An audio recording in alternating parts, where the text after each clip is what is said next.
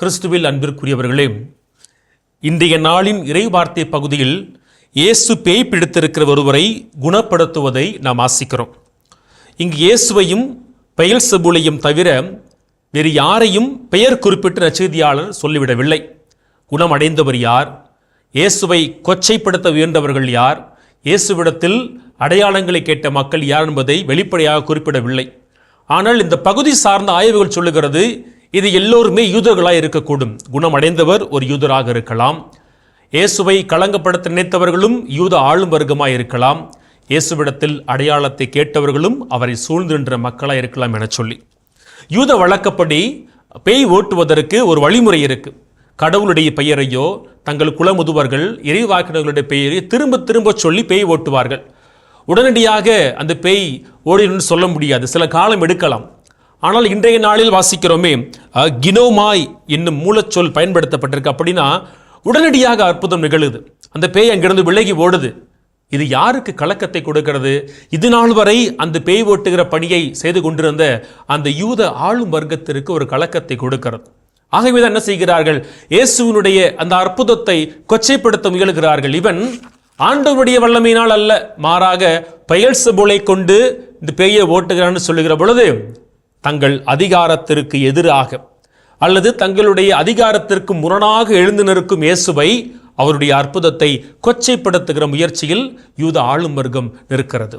இவன் பேய்களை கொண்டு பேய்களை ஓட்டுகிறான். இன்னொரு புறம் பார்க்கிறோம், வானிலிருந்து அடையாளத்தை கேட்கிறார்கள். ஒரு பேய் பிடித்தவன், ஊமையாக இருந்தவன், பேய் விலகுகிறது, அவன் அங்கேயே பேசுகிறான். இதைவிட மேலான அடையாளம் தேவையில்லை. ஆயினும் அவர்கள் வானிலிருந்து அடையாளம் கேட்கிறார்கள். இயேசு இந்த இருவரையும் புரிந்து கொள்கிறார். வானிலிருந்து அடையாளம் கொடுத்தாலும் இந்த மக்கள் தன்னை நம்ப மாட்டார்கள் என்பது அவருக்கு தெரியும். ஆகவேதான் அவர்கள் பேசுகின்ற வார்த்தைகளின் ஆழத்தை அல்ல, அவர்களின் எண்ணங்களினுடைய ஆழங்களை புரிந்து இயேசு கேட்கிறார், உங்கள் தலைவர்கள் யாரை கொண்டு பேய் ஓட்டுகிறார்கள் என சொல்லி.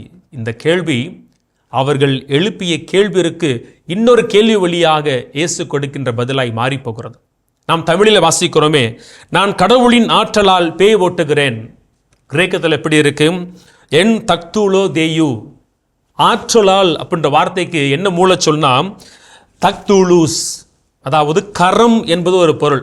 ஆக நான் ஆண்டவருடைய கரத்தால் பேய் ஓட்டுகிறேன் நான் புரிஞ்சுட்டேன்னு சொன்னால் இந்த பகுதி இன்னும் ஆழமான அழகான பொருளை கொடுக்கும். நான் பேய்களை ஆண்டவருடைய கரத்தால் ஓட்டுகிறேன்னு சொல்லி இயேசு அங்கே பதிவிடுகிறார். இதை சொல்லுகிற இயேசு தன்னுடைய கரத்தின் வல்லமையும் பேயினுடைய கரத்தையும் ஒப்பிடுகிறார். ஒரு மனிதன் பேயினுடைய அழகையினுடைய கரங்களுக்குள் சிக்கி இருக்கிறான். தன்னிலே வெளிவர முடியாத அளவுக்கு அவன் அழகின் கரங்களுக்குள் மாட்டி இருக்கிறான். ஆனால் ஆண்டவருடைய கரம் வல்லமையோடு செயல்படுகிற பொழுது அழகையின் கரங்களுக்குள் இருந்து மனிதன் மீட்கப்படுவான். இந்த இடத்தில் இயேசு தன்னை நிலைநிறுத்துகிறார். நான் மிகுந்த வலிமையுடையவன், என் கரத்தின் வழியாக நான் அழகையின் கரத்திலிருந்து உங்களை மீட்க முடியும் என சொல்லி இயேசு கிறிஸ்து தன்னை இந்த இடத்திலே மிகுந்த வல்லமையுடையவராக வெளிப்படுத்துகிறார். நாம் வாசிக்கிறோம் பாருங்களே, இது ஒரு சாதாரண வெற்றி கிடையாது. அங்க அப்பேர்கோமாய் என்கின்ற ஒரு கிரேக்க வார்த்தை வருது. அது எப்படின்னா, முழுமையாய் அழகையை இயேசு கிறிஸ்து வெல்வது சாதாரண வெற்றி அல்ல, மீண்டு எழ முடியாத அளவுக்கு. எப்பி அண்ட் எர்கோமா என்கின்ற ரெண்டு வார்த்தை சேர்ந்துதான் இந்த எபேர்கோமா என்ற வார்த்தை வருது. முழுமையாய் இயேசு கிறிஸ்து அழகையை வெல்கிறார். இப்படி வெல்கிற இயேசு கிறிஸ்துவை நம்புவதற்கு பதிலாக தங்கள் அதிகாரத்திற்கு எதிராக வருகிறார் சொல்லி அவரை களங்கப்படுத்தும் கூட்டம் ஒருபுறம், இவ்வளவு பெரிய அற்புதத்தை கண்டும் கூட இன்னும் எங்களுக்கு வானிலிருந்து அற்புதத்தை தாரும் என சொல்லி எதிர்பார்க்கிற கூட்டம் இன்னொரு புறம். இந்த இருவருக்கும் இடையில் இயேசு இருக்கிறார். ஆனால் கடைசியில் அவர் ஒரு கேள்வியோடு இந்த பகுதி நிறைவு செய்கிறார். நீங்கள் யாரை சார்ந்திருக்கிறீர்கள்? ஆண்டவருடைய கரம் வல்லமையோடு வெளிப்படுகிறது இயேசுவிலே. அவர் அழகையிலிருந்து ஒருவனுக்கு விடுதலையை கொடுக்கிறார்.